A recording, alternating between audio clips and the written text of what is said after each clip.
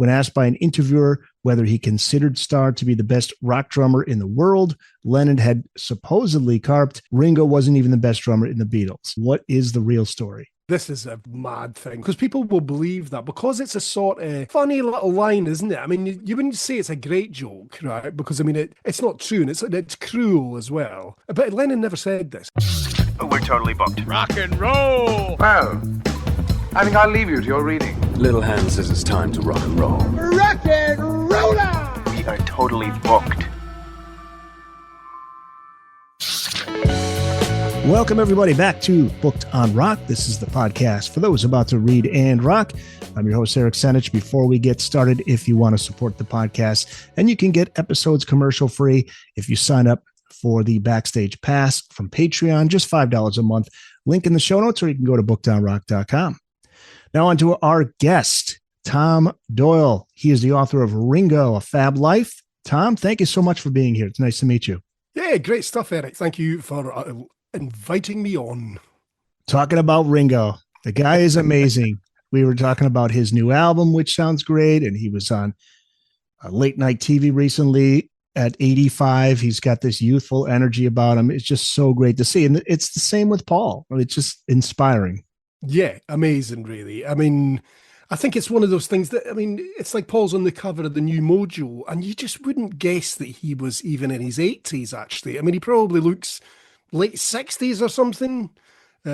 So, I mean, it is kind of incredible, you know, I mean, I'm sure we'll talk about this, but I mean, I think the fact that both of them have emerged from that phenomenon with their sanity intact, never mind their health and fitness, is quite a thing. Of course. Absolutely. Yeah. Yeah. You lead your book off with a 2024 Zoom interview, also an in-person interview from 2010. What is it like to have a one-on-one with Ringo and be in his presence? Well, it's great, obviously. I mean, I was a sort of Beatles fanatic when I was a kid.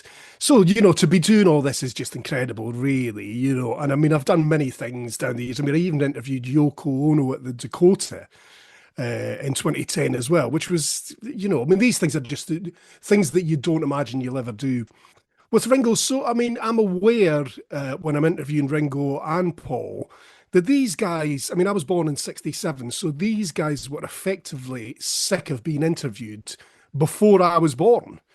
So it's a challenge. It is a challenge. And Paul tends to limit his interviews to 30-minute slots. So you might get a few of them.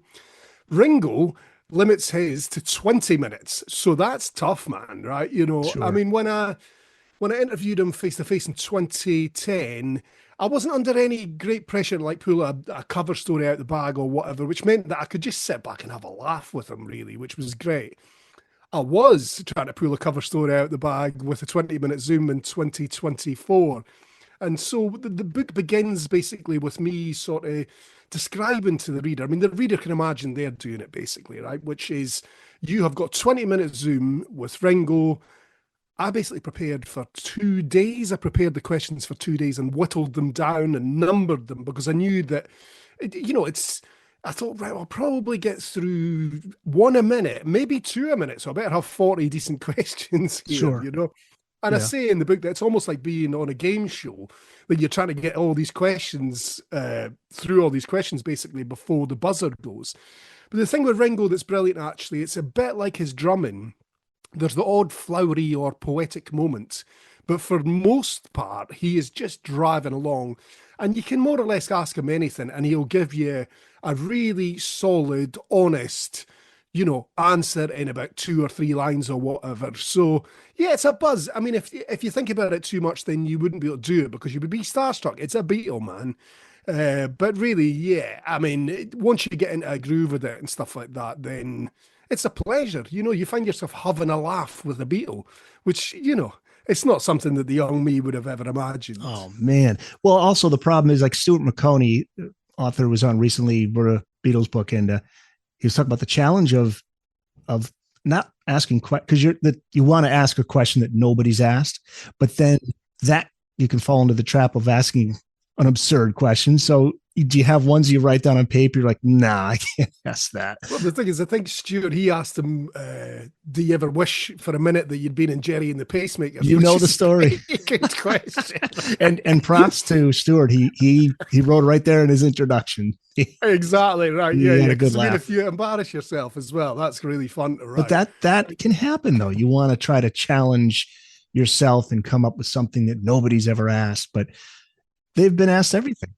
Well, I mean, one of the good ones, Caitlin Moran, who's a famous writer in the UK. I mean, when she interviewed McCartney, she asked him, "Have you ever thought about getting plastic surgery so that nobody will be able to recognise you anymore?"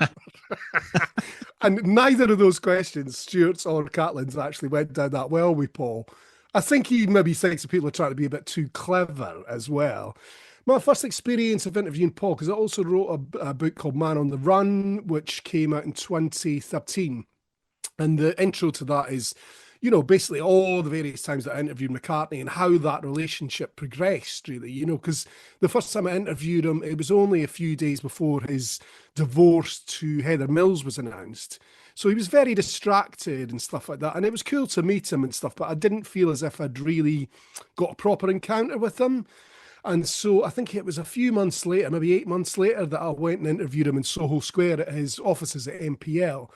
And before I went there, I thought, you know what I'm going to be? I'm going to be a cheeky Scottish git, basically, and see how far that gets me. And it did, actually. It seemed to unlock the Scouser, you know, the cheeky working class Scouser that was him, really, that is him. And after it, his publicist said, oh, I think he enjoyed that. So I kept on in that vein. And that was what was funny, because actually, as time went on, the interviews became looser. And yeah, I mean, you don't try and ask that killer question or whatever. You just basically try and open them up with rapport, basically. And a lot of the time, because I mean, look, it's the Beatles, man. I mean, how funny were these guys? Naturally funny, right? And Scousers in general, I know it's a cliche, but they are really funny. So if you can tap into that, then I think it opens things up. And exactly the same with Ringo, exactly the same. And he's really funny, man, you know. He is. So yeah, He is. So that seems to unlock. That's the key, I believe. Well, you describe Ringo as almost a Lazarus figure. So let's talk about that, because he almost died as a child from something called, I hope I pronounce this right, peritonitis. Is that? Yes, I got right. it. Yeah. There was a serious car accident years later. Yeah, a few things. I mean, even in his childhood. So peritonitis, as you say, it's caused by infection, you know, by your appendix bursting and stuff, right? So he is struck down at 6. He spends his 7th birthday in a coma. He was in a coma for 10 weeks. I mean, his mother was told 2 or 3 times that he might not last the night. And then, I mean, when he's 13, he catches flu, which causes pleurisy, and this develops into TB. And so he's back in hospital for another year. So he spent 2 years of his childhood in hospital. And then, yeah, as you mentioned, I mean, just after he gets put together with Barbara Bach in 1980, they have this terrible car accident in London where, I mean, Ringo's thrown clear of the vehicle. Barbara, he's worried that she's trapped inside and stuff like that. And this was very, very close to where Mark Bolan was killed in a car accident, you know, only a few years before and stuff like that. So, I mean, these are the things that are, I mean, the book is basically, it's thematic or episodic, you know, so it's, I use that device basically to paint a sort of multifaceted portrait, a mosaic portrait of him.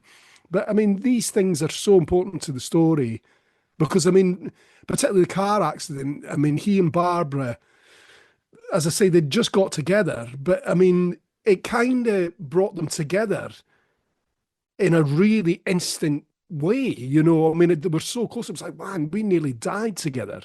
And it's kind of like she said, look, if we can survive this, we can survive anything. And so it proved, yeah. And that was shortly before John's assassination. Yes. Right? Because I mean, the car accident was in May of 80. Yeah. I mean, it was a really eventful, it was an annus horribilis, basically, for the Beatles, wasn't it, 1980? Because you got to remember, Paul was imprisoned in Japan after trying to take in, some might say foolishly, 500 pounds of marijuana into Japan, right? And so, I mean, the year starts like that, and then at the end of the year, Lennon is murdered. And I mean, I float a theory in the book, which is that basically in the 70s, I think all the Beatles, as they embarked upon their solo careers, were all suffering from different kinds, different levels of PTSD from the experience. And so they deal with it in different ways. Like Macca smokes a lot of pot, right? Makes a lot of mad records, you know. John is very busy, but erratically so in the first half of the 70s, before disappearing really for the second half of the 70s.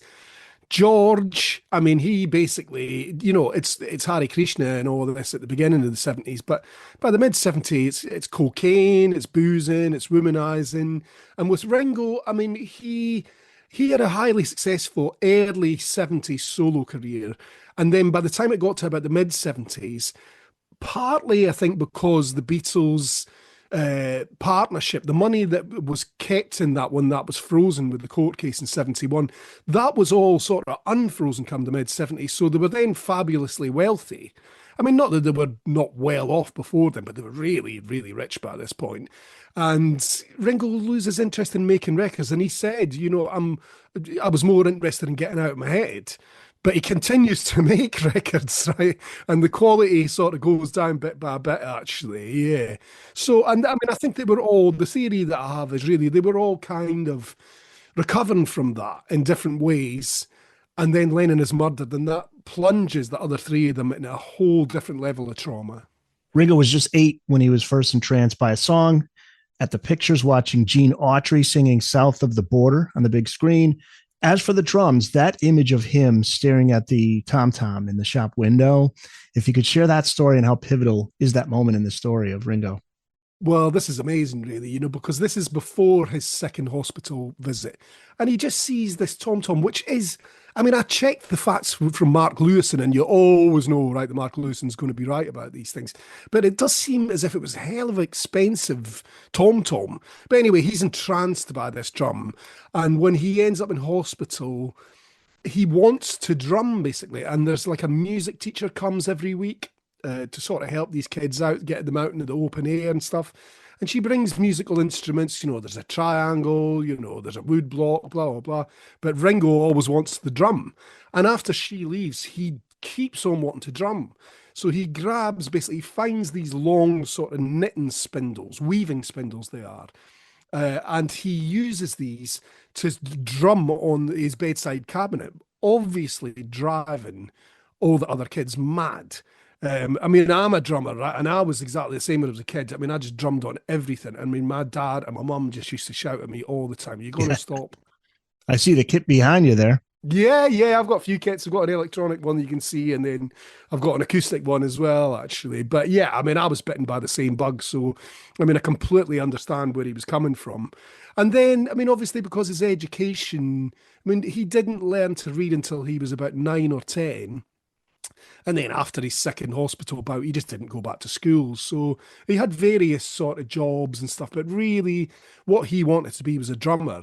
And that's the thing about the Beatles. He was the first to turn pro because he was well known for being a drummer in different bands. And then he joined this band in Liverpool called Rory Storm and the Hurricanes, who were like a show band, and they would play. I mean, you don't get holiday camps in America, do you? But there's a holiday camp chain called Butlins in Britain, which is well known for being, it was like where all the working class basically went to let their hair down. So Ringo was the drummer there. This is where he becomes Ringo, actually. This is where he changes his name and adopts the personality, basically, of a star. He starts signing his name with a star and stuff like that as well. But Rory and the Hurricanes, they would, put it this way, you know, there was a lot of energy. They were all almost like pre-punky sort of rock and roll band, or proto-punky rock and roll bands. But I mean, it was kind of obvious that they were ultimately either stuck in a rut playing at these holiday camps, or that they were actually literally going nowhere. They were going round and round in circles, you know. And this is how he is brought to the attention of the Beatles, basically. He taught himself by feel, and you highlight his left-handed approach on a right-handed kit. How much did that contribute to his uniqueness? Oh, massively, massively. Because I mean, he said he didn't know that you could set the kit up the other way around. So basically he sits down and he's playing it being left-handed. But what's interesting about that, I mean, not to be too technical about it, but most drummers, if you're right-handed, you go into a fill or a roll using your right hand. Right.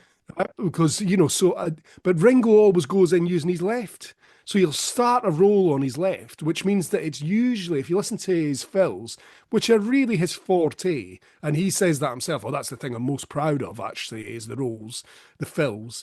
They're usually an uneven amount of beats and stuff like that. And so he's quite a unique drummer, actually. But the main thing about Ringo is that he's just rock solid and he just drives the band. I mean, T-Bone Burnett, who is the producer of his Ringo's 2 new country albums, he's a huge fan, obviously, the Beatles as well, as we all are. And he says that basically when Ringo joined the band, he put the electricity into the Beatles. And you can actually hear that. If you listen to those tracks where they're playing with other drummers, it's okay. I mean, Pete Best is okay. Andy White, when he plays on Love Me Do and stuff, it's all right. It's solid and stuff like that. But it ain't Ringo. So, I mean, obviously, he took a real drubbing down the years, right, for being supposedly a bad drummer or whatever. But it just isn't true. It's just not true. It's great to hear all of this in these recent years, maybe because I do so many interviews and I've done a lot of Beatles, covered a lot of Beatles books. I hear a lot about it, just how good Ringo was and how misunderstood maybe he was as a drummer. And it's those types of things that I think maybe people won't normally pick up on. But, being a left-handed drummer, playing on a right-handed kit, those types of things, the rolls, the drum rolls, that nice, like thunderous drum roll that he has. And, you hear people like Phil Collins, was it on That's All? He said that was inspired by Ringo. Yeah. Oh, actually, I interviewed Phil Collins a couple of weeks ago and he was still going on about Ringo and the Beatles. Wow. Cool. How is Phil Collins doing, by the way? He's doing good, man. I mean, I did some sleeve notes for a new box set of Face Value that's coming out. So it was great. We were able to dig into some of the more unusual kind of influences that went into that album and stuff.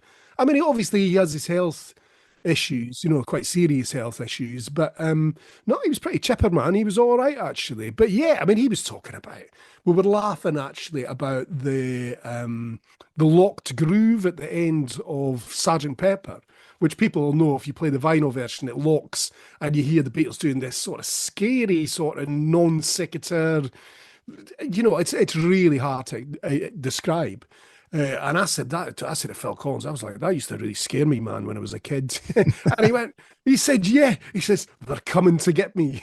Yeah, I still love it. A very little Phil is in Hard Day's Night? You could see him in that documentary. Yeah, right? That's right. He was there when they were filming that. I mean, it's so mad, yeah. Talk about the first time Ringo first set eyes on the Beatles. Take us back to that first meeting. It's at the Jacaranda. That's right, yeah. Wasn't impressed at first.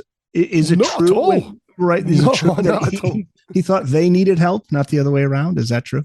Yeah, basically, right. So the Jacaranda was one of the many venues that had come up through Skiffle and stuff. And this is when Ringo is in Rory Storm and the Hurricanes. So he goes into the Jacaranda, walks down into the basement. This is the summer of 1960, right? And he sees, this is the first time that he meets Paul and John, who are teaching Stu Sutcliffe, the original bassist. They're teaching him some lines or whatever. And because he's a bit snobby about them, a bit snooty, right? And the quote is, "We were the professionals. They were just a bunch of scruffs." And so you see what's going on there. But I love it. Young and cocky Ringo.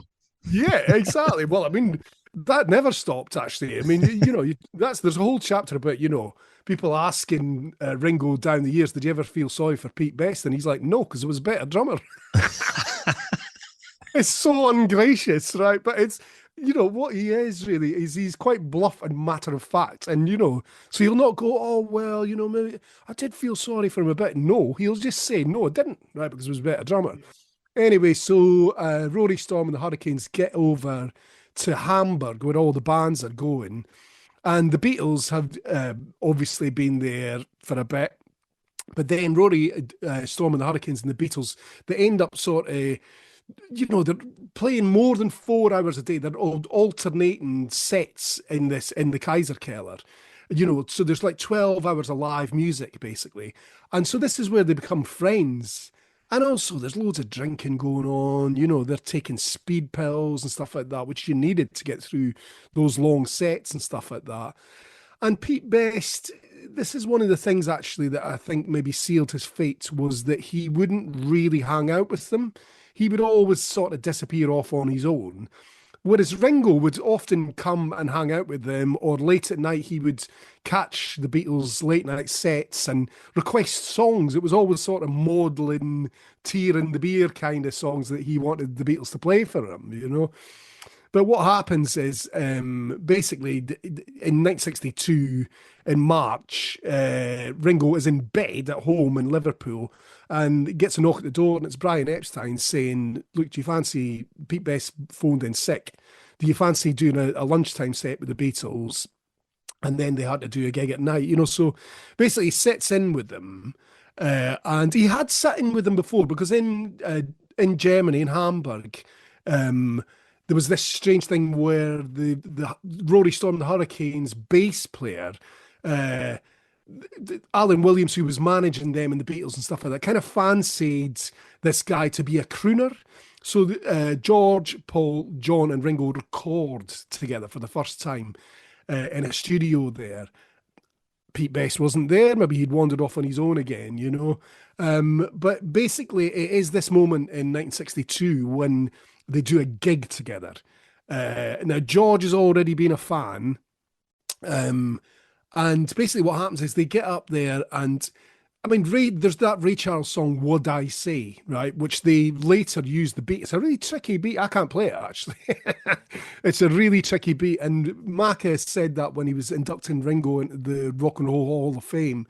He just said, look, most drummers couldn't get this beat, right? Because it's like a syncopated bell sort of ride thing, you know. It's quite a hard, man, to do with one hand and stuff. But Ringo could do it, right? And this absolutely blew them all away.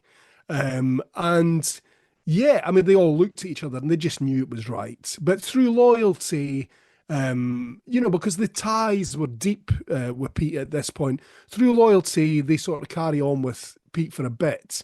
But it's the EMI audition where it's pretty obvious that Pete, I mean, actually tap-tempoed his version of Love Me Do, and it drops, I mean, 20 BPM or something like that in the middle eight, which is just, it's kind of unforgivable in a professional environment, you know.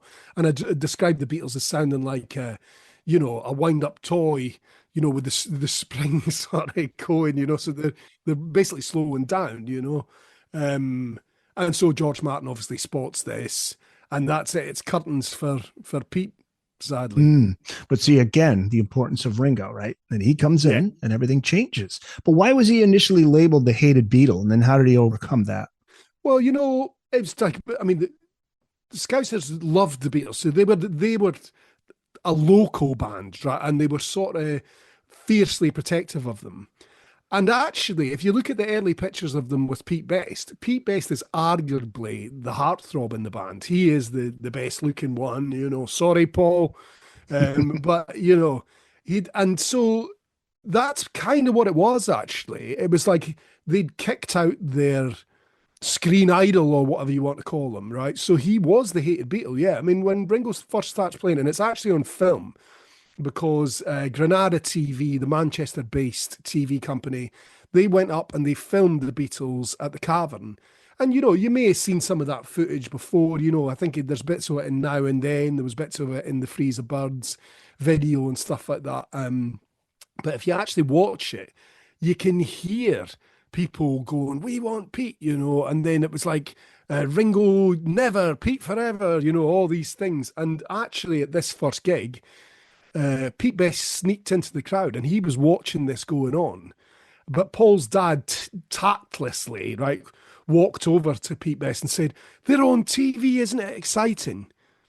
You know, so I mean, it was really rough on Pete Best. It was really rough. And he was pretty gracious about it down the years, actually, for something that must have been like, you know, winning you know, finding the lottery ticket or whatever that would win you $10 million or something like that, and then the next minute losing it.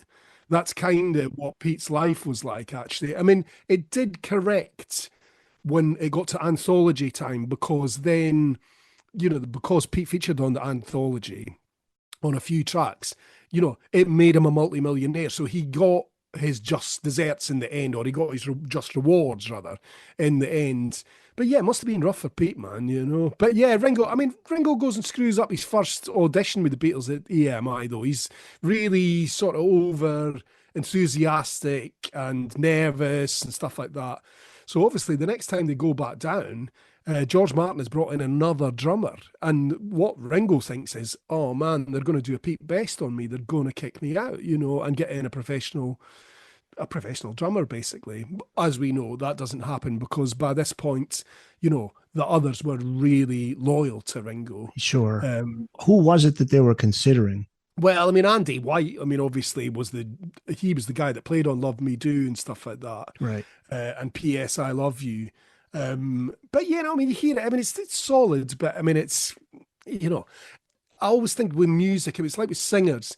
I think what's more important, right, than technical ability is character, right? It's like, David Byrne starts singing, it's him, man, because he sounds like nobody else. Tom York, the list goes on. Paul McCartney, John Lennon. You can tell straight away. And I think a lot of the time, maybe drumming's different, right? But you can tell, you listen to the Plastic Ono Band album, right? And you can tell it's Ringo, man, And actually, one of the things that you mentioned earlier on was like that people might be surprised about his drumming.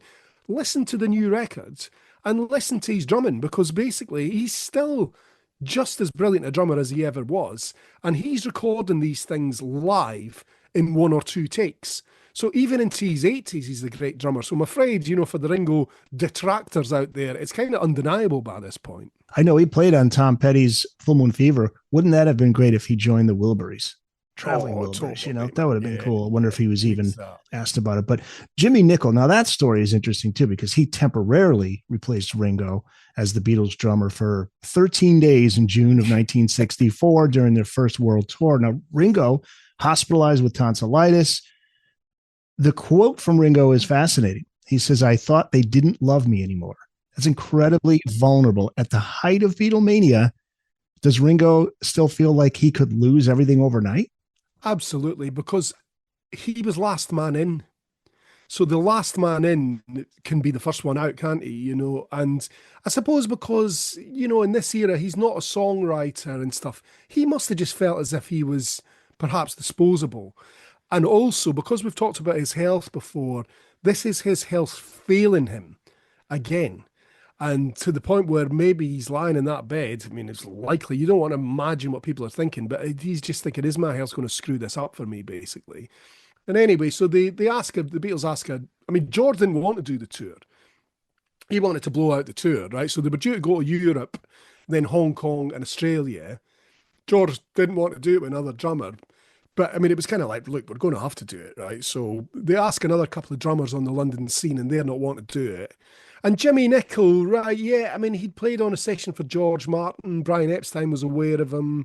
He gets this call and he's got to immediately basically go over to EMI Studios in Abbey Road, get his hair, brush his hair forward, right? Luckily, he'd played on a Beatles tribute album, right? So he knew quite a lot of the songs already. So this is really handy. But I think there was very little rehearsal. And then the next thing they were off to Scandinavia, But Paul says funny stuff, actually. There's a bit in Get Back where he's talking about Jimmy Nicol, and he was saying that Jimmy Nicol would miss the introductions to the tunes and stuff like that because he was looking at all the girls. Right. He was caught up in that. Yeah, he's caught up in Beatlemania. He was famous for 13 days. I know, but the thing is, it's a strange one because you've got Ringo sort of lying in bed, stewing and worrying, if this is the end for him. And then you've got Jimmy Nicol, who's just like, it's like beam me up Scotty, right, into this mental situation. And then he's instantly beamed out of it in Australia. And there's a brilliant shot of him, so obviously he's been surrounded by screaming and chaos and stuff like that, for these 2 weeks. And then there's a photograph of him sitting at the airport on his own, looking like the loneliest man in the world. And it did entirely change his life, actually. He tried to capitalize on the success that he'd had with the Beatles, or the endorsement or whatever of the Beatles, and it didn't really work. And then the story is strange. I devote a whole chapter to this, so I'll not go into it. But there were rumours of his death in the 90s. Which Mystery. which it was believed that he'd actually put about, because he was sick of being the pap setting him, like I think he was a builder at this point and stuff like that, and he's got the paparazzi basically trailing him and stuff. Or not all the time, I'm sure, but it's obviously a picture that's worth something. You would get that in a UK tabloid or whatever. Maybe American New York Post would have that as well, wouldn't they? So yeah, I mean, and I'll not reveal how that chapter ends actually, because it's quite a poignant little moment as well. But yeah, I mean, it's almost like the Beatles are the sun, right? And you get so close to the sun, it's going to burn you in some way, actually. And it burned all them, actually. They burned themselves, if that is possible. Sure. All right, so let's untangle the myth of a joke that was made, and it's covered in the book. You write, quote, sometime somewhere, an apparent quote from John Lennon began to circulate, scathingly joking about Ringo's skills as a musician. When asked by an interviewer whether he considered Starr to be the best rock drummer in the world, Lennon had supposedly carped, Ringo wasn't even the best drummer in the Beatles. How did that all start, and what is the real story? I mean, this is a mad thing as well, because people will believe that because it's a sort of it's a funny little line, isn't it? I mean, you wouldn't say it's a great joke, right? Because I mean, it's not true, and it's cruel as well. But Lennon never said this, right? So basically, what happened was in the 80s, there was a British comedian who I'm pretty sure wasn't famous in the States called Jasper Carrot. Do you know that? No.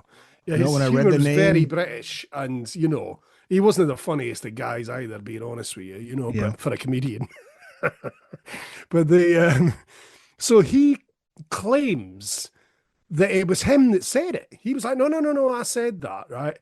And there's a YouTuber, a Beatles YouTuber in Britain, right, called Andrew Dixon, who's great. I mean, people should check him out, actually. His stuff's really good. But he watches through all this comedian's series, and it's just, I mean, nobody would want to do this, right? I don't even think Jasper Carrot's family would want to sit through all these comedy shows, But anyway. That bad, huh? Yeah. Yeah, he was bad, yeah. Yeah. That's just an opinion, Jasper. Sorry, mate, Anyway, so Andrew Dixon, the YouTuber, gets to this series called Carrot Confidential, which was in 1987, and finally the joke appears. And it's like, okay, Jasper Carrot did say this. But what's even weirder about it, right, is he wasn't the first one to make the joke. And he'd obviously sort of nicked it. Well, I wouldn't want to say sorry again, Jasper, but, who knows how this happened, right? But there'd been a BBC Radio 4 sketch show called Radioactive in 1981. And one of the characters said this thing. Now, as we all know, by 1981, I mean, John Lennon had passed, right? So it's a wee bit too late for him to be making the joke and stuff like that. So weirdly, down the years, this is attributed to John Lennon. And actually, if you Google it, I mean, people still believe this was attributed to John Lennon, actually. Wow. But it really wasn't, So that just shows you in a way how that episodic sort of thematic thing works in this book. Well, I mean, it's cocky of me to say it works. That's up for the reader to decide, right? But what it means is that I can go into these little corners and just devote a short chapter, to just the joke and just untangling that myth, which is interesting for me as a writer, because you're never quite sure where it's going to end. And so hopefully that makes it interesting for the readers. Very interesting, yeah. Is there a Beatles track where Ringo's playing is more crucial than people may realize? Well, I mean, there's lots of brilliant ones. His favourite one, actually, is Rain. And Rain is an amazing track because it's a really fluid, this is a sort of early psychedelic track, obviously, Rain. But what he does is he's all over the tom-toms. It's the most restless beat that he ever did, really. And he says, it was almost like it wasn't me playing it. It was almost like he was in a trance or something. But what was even more astonishing about this, actually, was that when the Revolver, and was it the Revolver Anthology? I think it was, actually, came out recently, the reissue, we could hear for the first time Rain as it was recorded. And it was recorded right maybe about 20 or 30 BPM faster. So it's a really complex beat to start off with. But what they'd done is they'd recorded it faster they were experimenting with tape speeds on Revolver. So they'd recorded it faster, to see what it sounded like if they slowed it down, it made the drums really beefy and stuff like that. But if you listen to it, I mean, I would advise listeners to go and check that out, the original take of Rain, and you hear how fast it is and stuff. Yeah. And it was recorded around the same time as Tomorrow Never Knows, which is a similar vibe. Yeah. So he's on a roll by this one. I mean, pardon the joke, right? But he is absolutely on a creative roll at this point. And obviously Sgt. Pepper's a really interesting thing because this is an example of how there's a chapter called Picturing the Song. And that's really what he does. He listens to the lyric and, those holes in Blackburn, Lancashire. He says, I'm trying to show that with the fills. So all those amazing rolls on the tom-toms, they're like the holes. He's digging the holes or showing the holes in Blackburn, Lancashire. But I would say if anybody could be bothered, really, and I'm sure it would be a very rewarding 40 minutes or whatever, just listen to Ringo's drumming on Abbey Road. Just listen to the drumming, right? All the way through that record. And actually, I would argue that the weakest bit of his drumming on that record is the drum solo, because he didn't want to do it. And it sounds a bit self-conscious. They kind of all pushed him into doing a drum solo and he wasn't keen. But, obviously Come Together is like, John Lennon brings in like a blues that he's ripped off Chuck Berry, basically. And Ringo's drum beat is like Picasso. It's like a cubist drum beat, So, yeah, I mean, there's so many, really. I mean, there are not, I mean, you wouldn't actually think to yourself, oh, he phoned that one in. No. He was always completely there, actually. Even as we see and Get Back when he's really hungover, he's still, when it's time for it comes for him to perform, he always pulls it out the hat. He kept up with the changes in the music as time went on. And then at the end, how did he emotionally process the breakup compared to the others? Was he more accepting of the end or just less vocal about it? I think he was more accepting, and I think both actually is the truth of it. What was interesting was that when I interviewed him in 2024, and this question just came to me as we were chatting, and I said, did you never think when the band split up of just joining another band? You're a drummer. And there was no hesitation. He went, no, like instantly, right? So what was interesting was that at that point, he obviously saw himself as being more than a drummer, right? So he had become a screen actor, right? Because by this point, he had already been in 2 films, one of which, The Magic Christian, he, co-starred with Peter Sellers, who's, one of the greatest comic actors of any generation, really. And obviously he'd been singing more on the records and stuff like that, more vocal performances. So yeah, when the band split up, he said, I did sit in the garden and smoke joints basically and think, what the hell am I going to do now, right? But remember in 68, he'd thought about leaving the band as well, just because his confidence was really low and stuff. It must have been tough being a Beatle, man. I mean, when I watch Get Back, I just see how trapped they are in this thing. It's like that bit where they're in the Apple studio and they're, I think it's Macca is reading out stuff from the newspaper and they're about them and they're all howling, laughing and stuff like that. But you just think this must have been so claustrophobic. It wasn't like the Stones. What did the Stones do? I mean, they got busted and then they became tax exiles and, went to south of France and fucking took a load of smack, basically. Yeah. So, but the Beatles couldn't do that because they were completely. It was a huge glare, wasn't it? It was a bright light that was on them all the way through that period, actually. So yeah, just to get back to that original thing, I mean, I think he was sad, and yeah, I think they all knew it had been on the cards for a while, and also I don't think it was definitive as well. Right.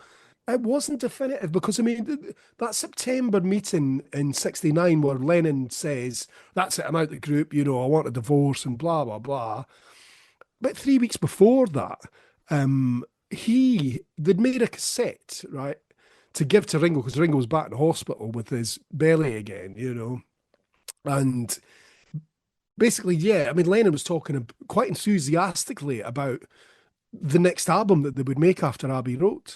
They were talking about a standalone single, for Christmas and stuff like that, and then an album in 1970. And then, within the same month, but I mean, obviously, wild mood swings, who knows what the hell had gone on in his head. But he's like, no, I want out. I want out. So it wasn't definitive that would have been the end of the band either. I think, they might have got back together in 72 or what. Well, actually, you know what? They wouldn't have got together in 72 because they all hated Paul because he'd had to take them to court and stuff like that to try and get the money away from Alan Klein. But yeah, I mean, there's a whole chapter again called Beatles Reunite, ! Where I just basically go through every year and it's all the rumours on what they all said. So at different times, one of them would be going, I wouldn't mind doing it. Even George, who seemed to be the least keen on doing it, at a certain point, he's like, yeah, I'd do the whole thing. Lennon is like, yeah, I'd do Hey Jude and the whole damn show and all this. But basically, and crucially, they never agree on it at the same time. Yeah, that Live Aid one is incredible because that was in the news. Like it was happening. Yeah. Well, they were going to reunite. Yeah. And I mean, I'm pretty sure had Lennon lived, they definitely would have got it back together actually in some way. Sure, for something like Live Aid, absolutely, right? For a good cause. Yep, totally, man. Find the Booked on Rock website at bookedonrock.com. There you can find all the back episodes of the show, the latest episode in video and audio, links to all of the platforms where you can listen to the podcast, plus all the social media platforms. We're on Blue Sky, Facebook, Instagram, TikTok, and X. Also, check out the Booked on Rock blog, find your local independent bookstore, find out all the latest hot rock book releases, and before you go, check out the Booked on Rock online store. Pick up some Booked on Rock merch. It's all at bookedonrock.com. Tom Doyle, the author of Ringo, A Fab Life. Ringo had one of the strongest solo careers, 7 consecutive top 10 singles, including number 1 hits, Photograph and You're 16, and the critically acclaimed 1973 album Ringo. So one of the strongest early solo careers, coming out of the box post Beatles. Why is that often overlooked? I think because Ringo is overlooked, actually. I think that is generally it, actually.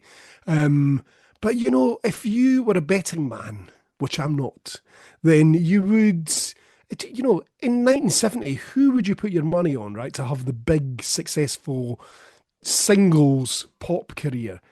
McCartney. I mean, all the money would have been on McCartney. And he did, obviously, Uncle Albert, Admiral Halsey, is a number 1 in America. And he said, that's a bananas song. That is really pretty out there. But Ringo is the unlikely one in a way. But do you know this? It was just the tunes were really good. Photograph's brilliant. It Don't Come Easy is really good. George Harrison has a furtive hand in writing these, right? So they're basically co-writes is what is believed. But George at this point is more interested in a production career, producing for other people. So he agrees to produce these singles for Ringo. And then they're just big hits. I mean, at one point, Lennon actually writes Ringo a note and said, please write me a hit. Which is hilarious. Yeah. I remember seeing Ringo as a kid on HBO, the film Caveman. And it was played all the time on HBO. And I wondered what was behind his move into film and how seriously did he take acting? What did you think, before we move on, what did you think of Caveman when you were a kid? I loved it as a kid. I would always watch it, it was an odd. Dennis Quaid is in it, isn't he? Dennis Quaid was in it. Yeah. So basically, I haven't seen it since, by the way, because there's a bit where I go through the plot actually, annotating it right from, like time code or whatever. It's pretty funny, man. It's pretty dopey. There's a lot of drug references in it as well, which probably when you were a kid, it's actually like drug references for kids. There's a dinosaur eats like these sort of marijuana berries, as if there is such a thing, like it falls off a cliff. It's bananas, man. But anyway, with Ringo's thing, he did take it. He kind of fell into a screen career, and it started with A Hard Day's Night. And people will know that famous scene in A Hard Day's Night where Ringo's wandering lonely as a cloud down the Thames, and he meets a kid and they're skimming stones and all this sort of stuff. But the truth behind that was he'd been up all night and he was still drunk when he filmed that scene, and he couldn't remember any lines because he'd been drinking brandy all night, or whiskey, and coke was probably tipple at that point. And so he said to Richard Lester, the director, look, why don't you just film me sort of wandering around? And so this is the unexpected breakout scene in the film. So the next Beatles film, Help, is all centered around Ringo with this ring and, you know, the Indian cults and all this sort of stuff. You know, and then the other films from then on, right? Magical Mystery Tour, he's one of the stars, basically. Yellow Submarine begins with Ringo, you know. So it goes on and on. So Ringo obviously starts to think to himself, you know, maybe a screen career, you know, because he loved movies, as you said, Gene Autry and all that sort of stuff. But, you know, so there are 10 different chapters in the book, each devoted to a film, or sometimes I think I piggyback a couple, actually. And, you know, it's a checkered film career, a checkered filmography, you would say. There's some that are absolutely rubbish. I mean, I'll be very happy if I never have to sit through Frank Zappa's 200 Motels again. Oh, yeah. In which Ringo appears as Frank Zappa. It's pretty trippy, man. Bizarre movie. Yeah. Yeah, really weird. Avant-garde is putting it lightly. Yes, well, yeah, what was the word? And yeah, John Lennon called it French for bullshit, didn't he? You know, that was before he met Yoko, though, didn't he?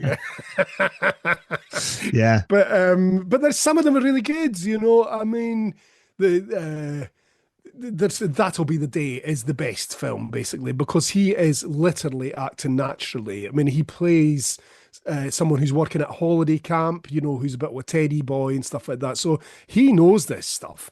And it must have been pretty strange to him. I mean, because it's almost like dream logic. It's like he's not playing in the band. He's a barman like he was when he worked on the ferries when he was 16 and stuff. You know, so there's a lot of stuff jumbled up in there. But he's brilliant in that film. He actually pulls off Merlin in the Dracula film, right? Son of Dracula, which is basically him and Harry Nilsson snorting a load of coke, drinking a load of brandy, and make a load of, you know, they're making a film off Apple money, basically. Actually, I think Ringo chucked a lot of his own money into that one. But he's not bad, you know, he plays Merlin, and you could have seen, you know, it's like all these lines, reams and reams of faux mystical guff that he has to recite, but he pulls it off, actually, and you could see probably a job in Harry Potter would have been not a bad one, actually, for Ringo. You know, you could see Ringo as, you know, some sort of wizard teacher in Harry Potter. But yeah, I mean, what I would say in my defense, actually, because I do devote 10 chapters, right, to this, is even when the film's crap, the story behind the film is always brilliant, you know. I mean, it's like Listomania, right? Ken Russell's Listomania, starring Roger Daltrey of The Who. Who does Ringo play? I mean, you would never guess. I mean, if that was a pub quiz, can you guess? You've read the book anyway. He plays the Pope. Yeah. Now, there is no screen, you know, casting director on earth would go, we've got a role for the Pope here, right? Who are we going to get? Ringo Starr? But there you go, man. He's the Pope. Yeah. And he plays it pretty well. He's like a Pope with a Scouse accent. So he's a Liverpudlian Pope, man. That, you know, the Caveman movie, I just looked it up quickly. Shelley Long, I forgot was in that. Yeah. Dennis Quaid, Barbara Bach, John Matusak. And the director was Carl Gottlieb of Jaws fame. He was one of the writers of Amazing. Of Jaws. I mean, and it was quite a big success, that film, as well. And that was Ringo's first starring role. But yeah, there's a lot of bits where he's trying to cop off with Barbara Bach and all this sort of stuff. I mean, it's pretty funny. And obviously that's where they met, because Ringo, not a great swimmer, and there's this scene where he jumps into a fast-flowing river and saves her, right? And in real life, she was really impressed by this, you know.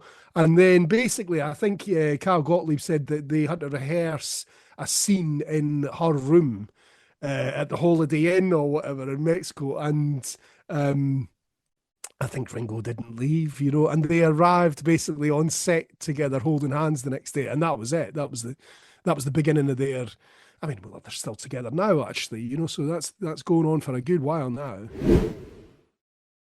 Thanks so much for checking out the Booked on Rock podcast. If you've just found the podcast, welcome. If you've been listening, thank you so much for your support. And make sure you tell a friend, a family member, share on social media, and let people know about Booked on Rock. And if you do like the podcast, make sure you subscribe, give a 5-star review wherever you listen to the Booked on Rock podcast. We're on Amazon, Apple, iHeart, Spotify, Spreaker, TuneIn, and on YouTube Music. You can check out the full episodes on video, along with video highlights from episodes on the Booked on Rock YouTube channel. Find it at Booked on Rock. Thanks again for listening. Now back to the show. You document some darker periods where he hit rock bottom, late 80s, right? How bad had things really gotten for Ringo? Well, it was the 80s in general, actually. I mean, there's one thing in 1984 where he performs with the Beach Boys in Washington in front of 500,000 people, right? And he later admitted that he couldn't remember it. And he said he only knew that he'd performed with the Beach Boys because someone showed him a photograph. And then he's doing things like he's invited to play on a Cat Stevens album, and none of it's used because, I think basically he was too drunk. It's hard. I mean, when he looks back now, I think, his dad walked out on him and his mum when he was very young. So there's a bit of unresolved, abandonment issues and stuff like that. And obviously, as I say, I mean, it must have been amazing to be a Beatle. I mean, what a head fuck, basically, but also quite traumatizing as well. So there was all that. And, I mean, we all know this. I mean, most of us do, I would imagine, that it's like, the first 2 or 3 drinks, hey, this is great, but then by the time you're getting on 8 and 10 drinks, and then by the time you're getting up in the morning and drinking, I mean, he actually admitted that at one point in the sort of mid-80s, he didn't really want to make any more music because he knew he would have to sit in the car, go into the studio without a drink. Wow. Yeah, that's He'd how get rough the it got. shakes. Yeah, that's what happens. You got to constantly drink. Yeah, he did pull himself out of that. And then you have the All-Star Band in 1989. That's when he launched the Ringo Starr and his All-Star Band era and continues to tour. He's had so many legendary musicians to join him. Joe Walsh, Levon Helm, Edgar Winter, Todd Rundgren, Peter Frampton. I mean, the list goes on. Steve Lukather, Colin Hay of Men at Work. You mentioned that when he launched this tour in 89, he literally went through the phone book. Well, this is it, right? He went through his phone book. This is it, right? So what's interesting is he and Barbara get clean, right, at the end of 89. Now, you've got to remember, right, Ringo's not actually, I mean, apart from the concert for Bangladesh, he's not really been on a stage, Well, obviously, he's been with the Beach Boys, but he can't remember it, But he's never done full show, really. And certainly not one of his own. And so what happens is this promoter guy, David Fishoff, gets in touch with them, says, I can get money from Pepsi, like to sponsor the tour, because this is obviously the era of that, the late 80s. And he thinks, I mean, obviously he's facing the prospect of going on stage completely sober as well. So it's brave. And also he doesn't ban drinking drugs from the tour, which is kind of amazing as well, because a couple of the guys, like the guys that were in the band and stuff like that, I mean, they were battling heroin addiction, at the time. So yeah, basically what was so funny was Joe Walsh. I interviewed him as well. And he said he remembered Ringo going through his phone book and phoning these people, I'm putting a band together, and Ringo was amazed, right, that everybody said yes. And Joe Walsh turned around at him and said, are you crazy? I mean, they're all going to jump on this, man, So which kind of shows you, and I think that is absolutely genuine. I don't think Ringo was thinking, hey, I'm this, I'm that, everybody's going to want to do this. I think it showed a genuine humility. And Ringo really was genuinely surprised that all these guys wanted to get together and do it.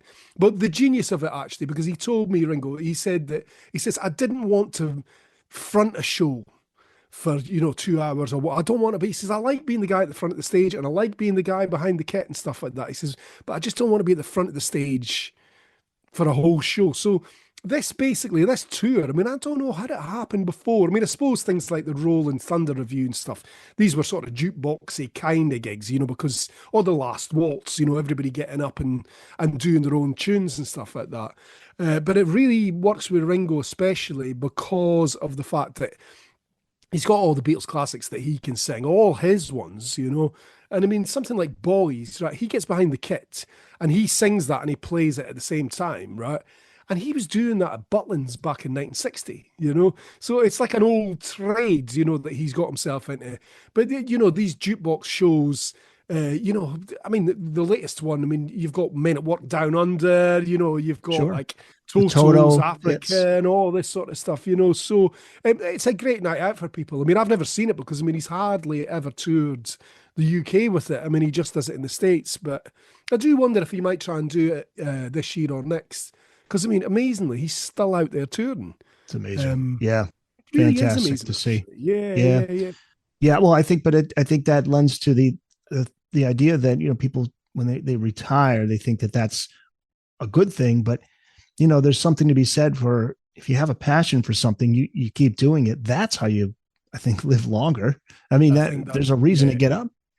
Yeah. You know, I mean, one of the reasons, of course, Paul family and the people you love and all that, but you have to have something that you're driven to do. Of course, he's obviously, they're not making, him and Paul are making these albums to make, they don't need the money.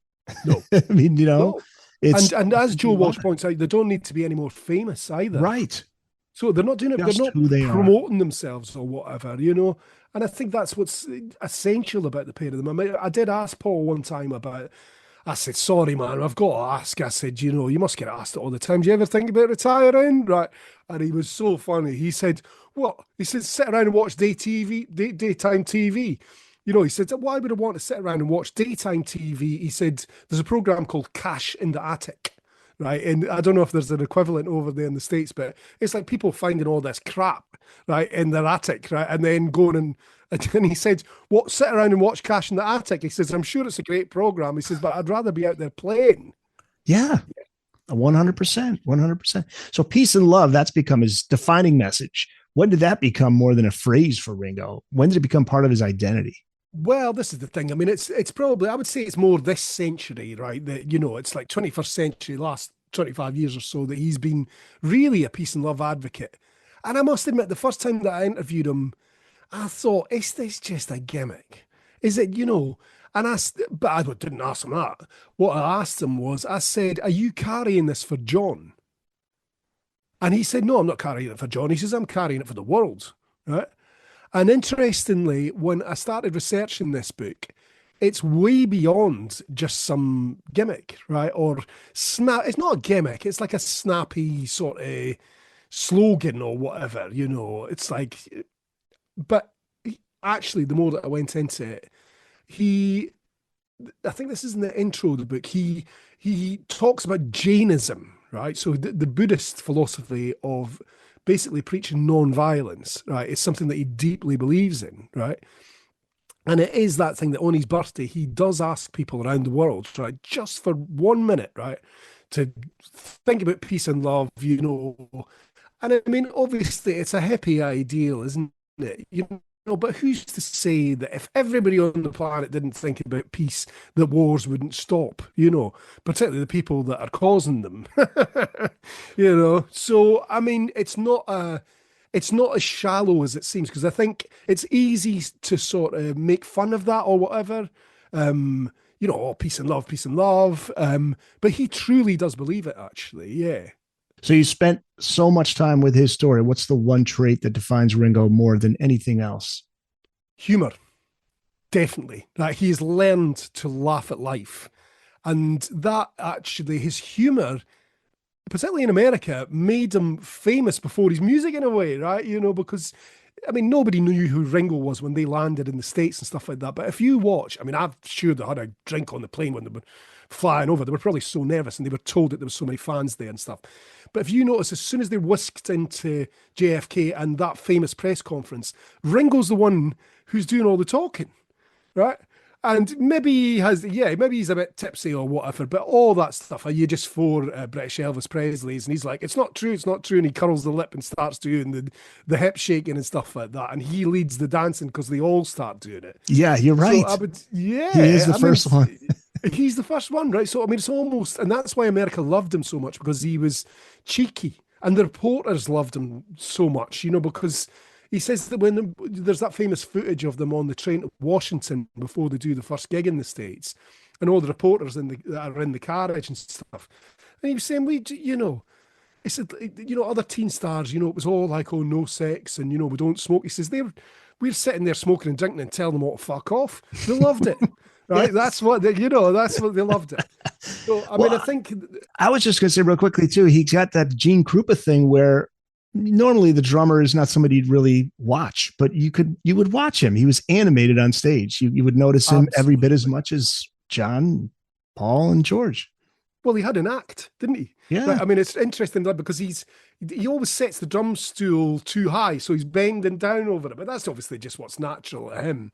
And then there's this weird swishing thing. I even noticed it when I was a kid and I was learning drums. It was like, why does he play hi-hat like that? But he sort of swishes the hi-hat back and forward like a windscreen wiper, right? Yeah. And then obviously the main thing is the grinning all the time, right? I think a lot of the time because he's sort of laughing at the ridiculousness of this whole thing and how fun it is, right? But then obviously it's the head shake, and so he's got the act down to a T, But yeah, I would think only a fool would take Ringo on face value. There's spiritual depths to him, obviously musical depths to him that really we're only now properly starting to appreciate, actually. So yeah, he's a multi-layered dude, man, and so easily dismissed down the years because of the company he kept in that band, basically. The Booked on Rock podcast is part of the Boneless Podcasting Network.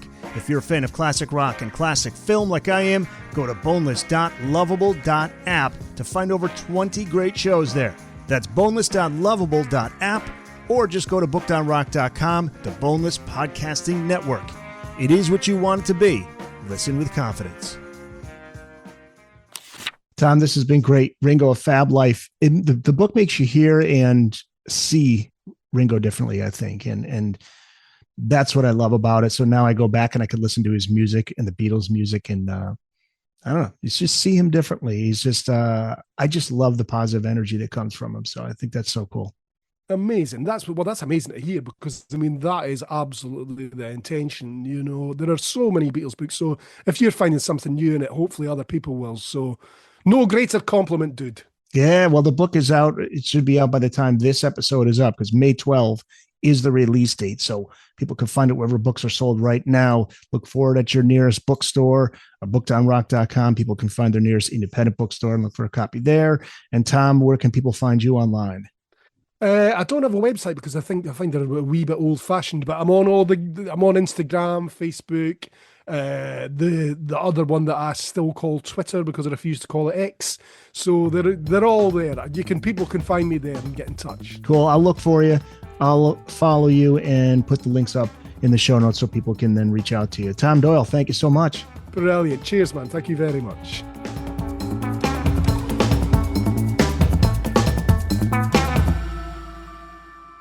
That's it. It's in the books.